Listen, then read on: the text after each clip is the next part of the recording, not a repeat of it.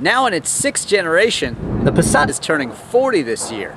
And now it's also made in America. It was redesigned in 2010 to lead its class in rear legroom and midsize luxury.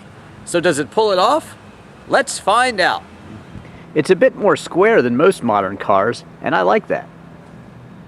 You can definitely see some inspiration from Passats of years past.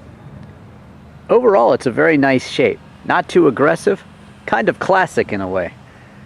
The interior layout is also classic, smart, and simple.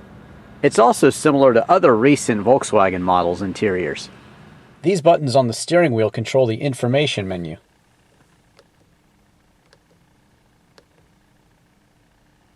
You can even scroll through and select your favorite XM channels.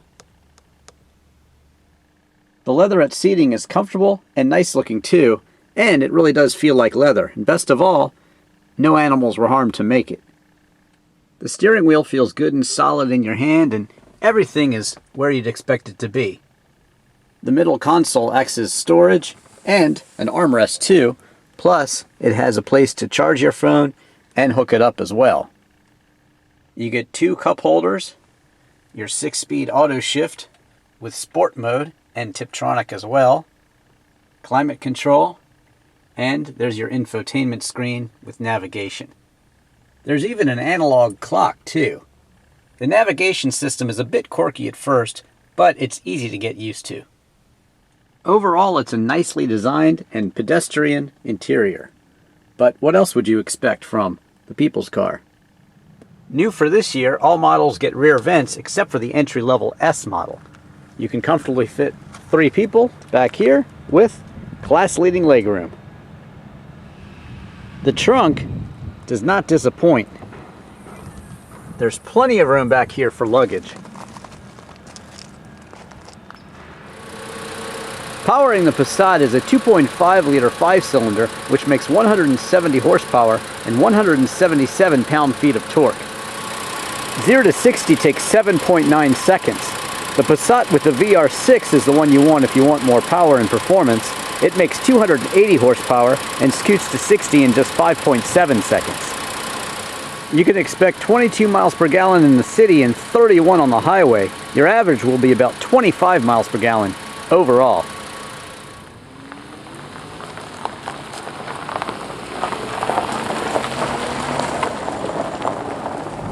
The Passat starts at about $20,000. Now that's for the entry-level S model. It goes all the way up with the SEL and a VR6 engine to $33,500. The car I'm testing is the SE. Now that comes with navigation and a sunroof too, and it's also pretty loaded. Cruise control, keyless entry, leatherette seating, and of course that sunroof and navigation. So it's a pretty well loaded car, and you're out the dealer door at $28,000. I've reviewed a lot of Volkswagens for the past few years, and it all started with the Jetta. They wanted to give you great for the price of good, and I think that carries over to many of their cars. Basically, they offer you a lot at a low price. You know, you can tell that you're not in a high-line luxury car, but still all the buttons and controls feel good, and the dash feels good. Everything, the materials are solid, and they also give you pretty good performance and great performance in many instances. I think the GTI, GLI are some of the best handling front-wheel drive cars available, and the Golf R, which I recently tested, was a real screamer. So basically, they give you all that, German engineering, and a great warranty too, plus 3 years, 36,000 miles, all your maintenance is covered. And so they're offering you a lot. Plus that whole Fahrvergnügen thing. They're fun to drive, like I said earlier, German engineered, and they just feel good, and that's important for a car. They convey young feeling in many ways. A lot of young people drive them, and they've just grown very, very popular, and they've always been popular. Ever since the Beetle came out, and even Volkswagen's name, it's the Volkswagen, it's for the folks, it's the people's car. And I think Americans have adopted it as their own, just like all over the world. I mean, people love the Volkswagen Beetle. They love the GTI. They love the Golf, you know? The Carmen Ghia, I mean, that's still a great looking car. And even the Beetle, that's a great looking car too. They're just fun, lovable cars. And so the Passat here carries on that tradition. It's a great family car that gives you everything you need in a good, safe, and economical car. Got the cruise control set, and it's easy to use. Click it down for 1 mile per hour, click it back up, and easy to use and easy to set.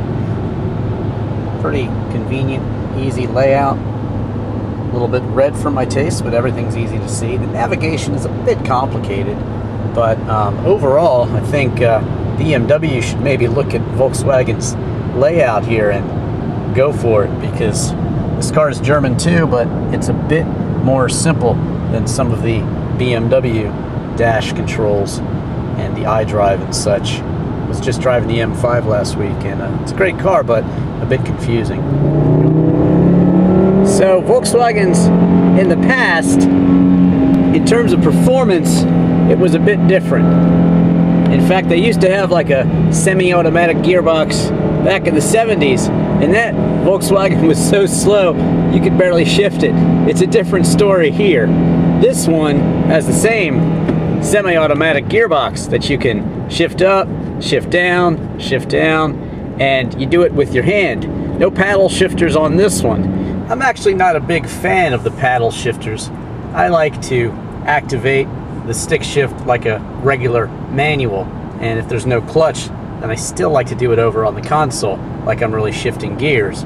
But I think Volkswagen has made that transmission work well for the Passat here. No paddle shifters, but still the shifter's pretty crisp. And this one has the sport mode, and that basically gives you a much more aggressive shifting pattern, and it works well without even having to shift yourself. I had a lot of experience with the Passat in the 80s, and that one was a lot slower. In fact, it was so slow that my brother and I used to call it a Passat. Not a Passat, just Passat, because it's so slow. In fact, that year, my brother ended up buying the Mitsubishi Galant, which was a great car back then, actually. Best import sedan that year. But moving on to this Passat, and it's a different story. Of course, you can get the VR6 if you want more horsepower. That's the one to get. But this one, the SE version, it's really bred on the Autobahn. You can feel it. It's German engineering, and it feels tight, handles the turns well, and it's actually fun to drive. It's not something you'd expect from what really is a car marketed to the masses for mass transportation. Now, the Passat faces a very tough and crowded class of competition. Honda Accord, Toyota Camry, just to name a few, and they're strong. You can look for my review of the Toyota Camry elsewhere.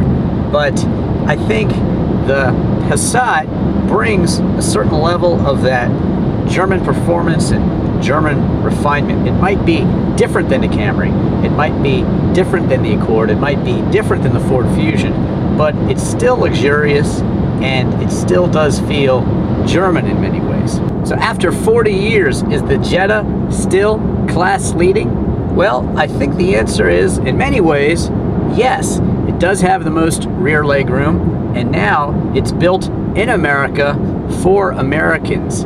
You know, this car has things that Americans want, a certain level of luxury and a certain level of polish. But, you know, it also still has a bit of Germanness to it. It's just like the Jetta, Beetle, and many other cars in the Volkswagen lineup. Similar dash layout, and these things have been proven in those other cars, and they also work well in the Passat here. And I think it offers a lot, no matter how you equip it, in the entry-level form all the way up to VR6 equipped or the turbo diesel. It offers a lot, and it's a wide range of cars to give you a lot of options when purchasing it. And I think you'll be happy if you do. I'm Drivin Ivan Katz.